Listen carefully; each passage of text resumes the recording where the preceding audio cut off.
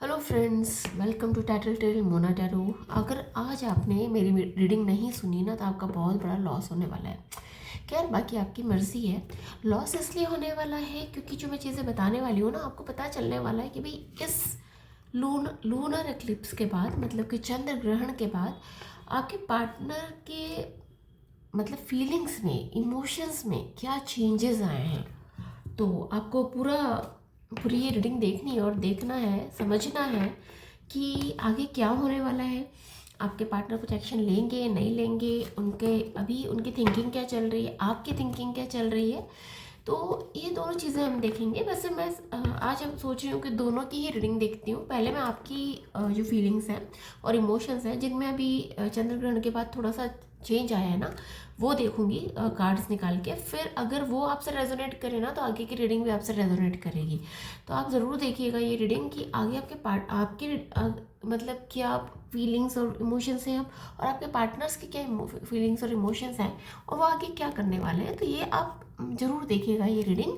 तो चलिए reading start करते हैं। पहले मैं कुछ कार्ड्स आपके लिए निकाल रही हूँ कि आपके इमोशंस और फीलिंग्स पे क्या प्रभाव पड़ा है इस चंद्र ग्रहण का। ठीक है, तो पहला कार्ड निकल के आया है एस ऑफ पेंटिकल्स, दूसरा निकल के आया है 4 ऑफ पेंटिकल्स और 9 ऑफ कप्स।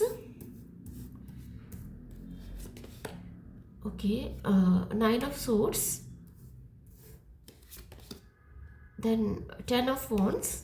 एक कार्ड और निकालूंगी मैं।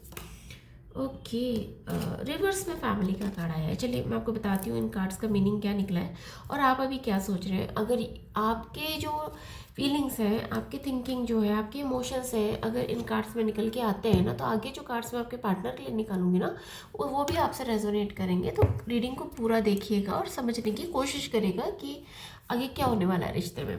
देखिए, मैं आपकी बात करूँ ना तो आपको भी इस चंद्र ग्रहण के बाद थोड़ा सा रियलाइजेशन हुआ है अपनी गलतियों का।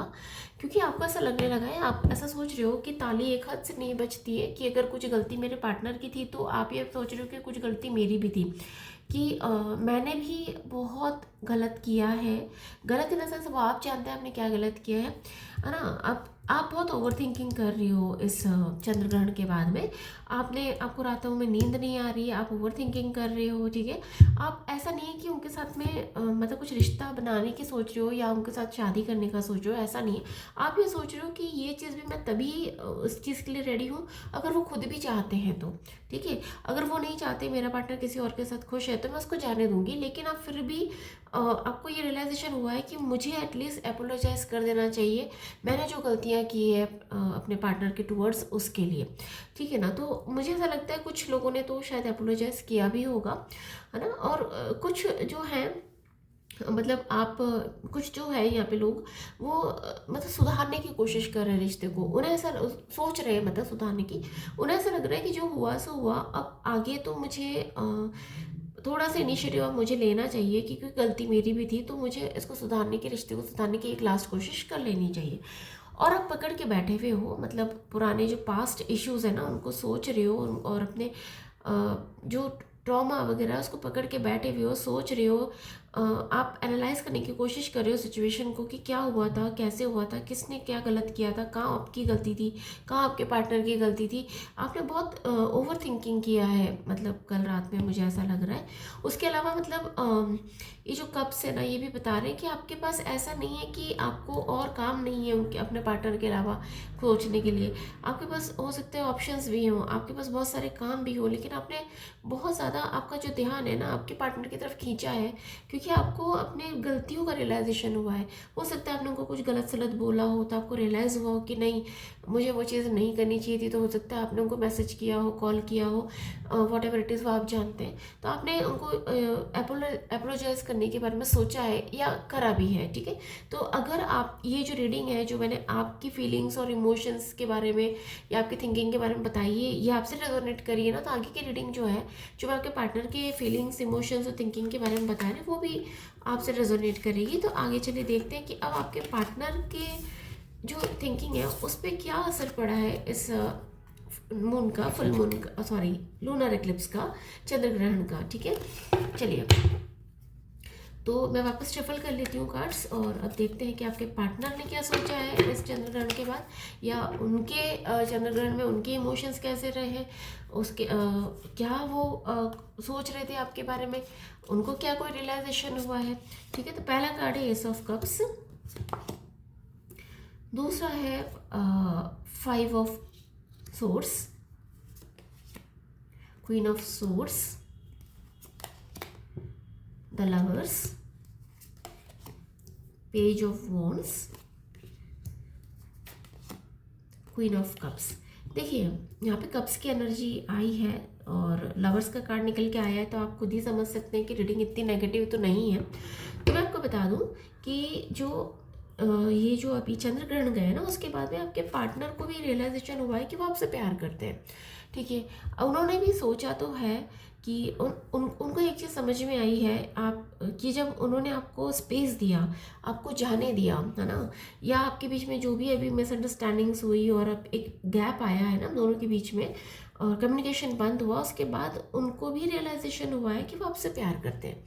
उन्हें आपसे प्यार तो है, वो आपको सिर्फ और सिर्फ आपको ही देखते हुए नज़र आ रहे हैं। उन्होंने बहुत कोशिश करी आगे बढ़ने की, मगर वो आगे नहीं बढ़ पाए हैं।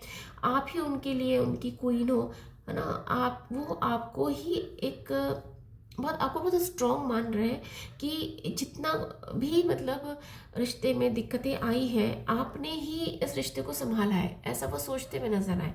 उनकी जो थिंकिंग है वो ये थी कि मुझे मतलब वो ये सोच रहे हैं, उन्होंने ये सोचा कि मुझे उस बंदी को बंदे को बहुत कुछ देना था जो मैं दे नहीं सका।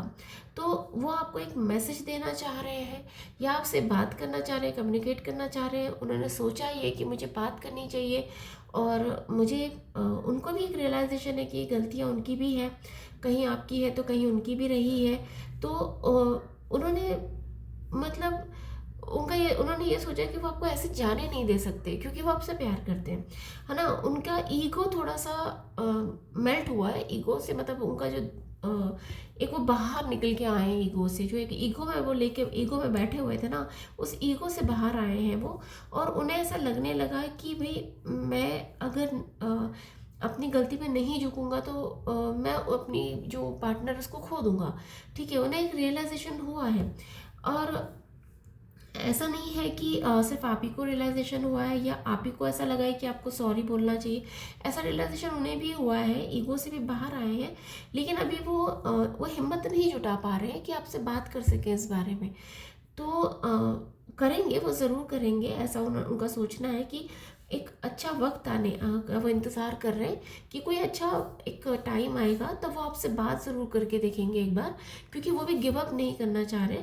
उनको ये रियलाइजेशन हो गया है कि आप ही वो इंसान हो जिनके साथ वो आगे बढ़ सकते हैं, जिनके साथ वो अपनी ज़िंदगी बिताना चाह रहे हैं। तो ऐसा एक रियलाइजेशन उन्हें हुआ है। तो अगर आपकी रीडिंग आपसे रेजोनेट करी थी तो ये भी आपसे ज़रूर रेजोनेट करेगी। ठीक है, आपके पार्टनर सोचते हुए नज़र आ रहे हैं, एक्शन भी लेने के मूड में है और बहुत जल्दी वो ये शायद करेंगे। बट आपको थोड़ा सा फिर भी इंतज़ार करना पड़ेगा और आपको यूनिवर्स के जो फैसला है ना उस पर ट्रस्ट करना पड़ेगा और आपको एक बार गो विद द फ्लो के साथ जाना पड़ेगा। मतलब आपको ज़्यादा ओवर थिंकिंग नहीं करना है। और जब अगर आपका कुछ इंट्यूशन आपको कुछ कह रहा है तो अपने इंट्यूशन का सुनना है।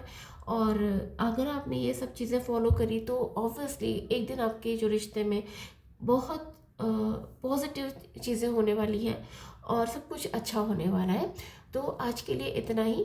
आपको अगर रीडिंग आपसे रेजोनेट करती हुई लगी हो, आपको लगा हो कि भाई रीडिंग मेरे लिए ही थी, आपकी रीडिंग से आपके जो फीलिंग्स इमोशन सही निकल के आए हैं, तो ऑब्वियसली ये भी निकल के आए होंगे, तो आपको क्लेम ज़रूर करना है इस रीडिंग को। Thank you so much.